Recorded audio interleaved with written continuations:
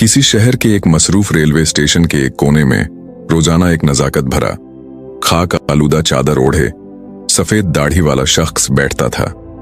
उसका नाम सलीम था। उम्र कोई 55 के करीब, मगर वक्त ने उसके चेहरे से जवानी की तमाम पहचान मिटा दी थी। चेहरे पर लिखी भूख, हाथों में दरारें और आंखों में एक सवाल, जिंदगी ने मेरे साथ ऐसा क्यों किया। कभी वो दर्जी था, अपनी छोटी सी दुकान थी, मोहब्बत करने वाली बीवी और 2 बच्चे। मगर एक आग लगी, दुकान, घर सब जल गया। बीवी बीमार हुई, पैसा न था, दवाओं के बगैर चल बसी। फिर बच्चों को रिश्तेदारों ने अपने साथ ले लिया और सलीम बस एक कोने में बैठ गया, मांगने पर मजबूर हो गया।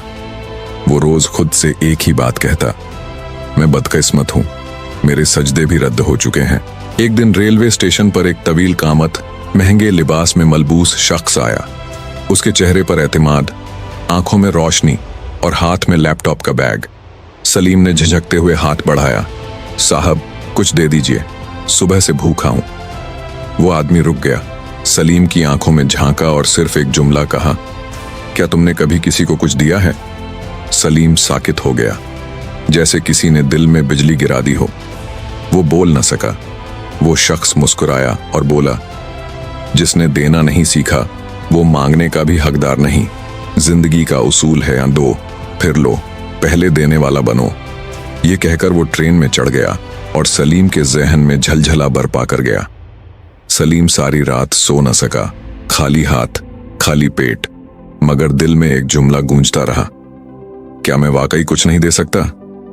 अगली सुबह वो करीबी पार्क गया, जहां कुछ बच्चे गुलाब बेचते थे।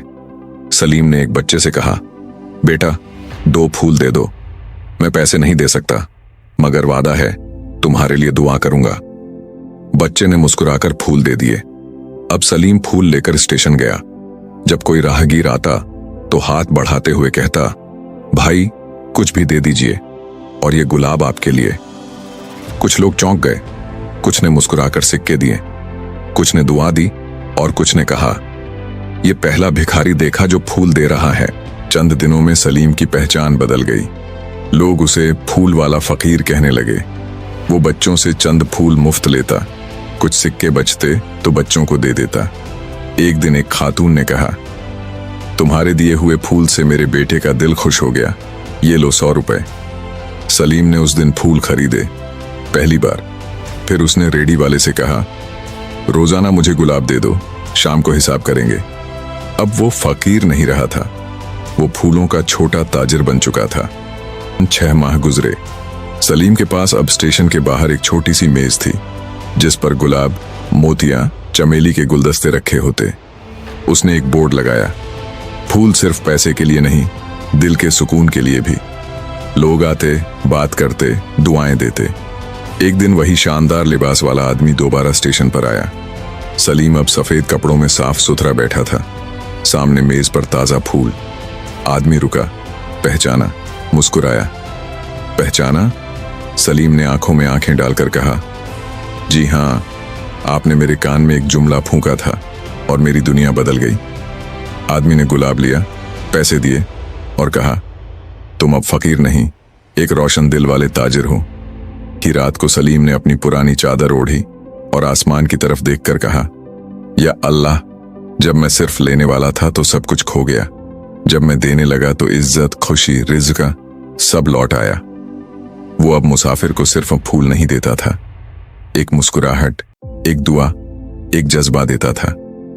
सलीम की कहानी हमें सिखाती है, सिर्फ मांगने से कुछ नहीं मिलता, देना सीखो, चाहे एक मुस्कुराहट, एक दुआ या एक गुलाब हो।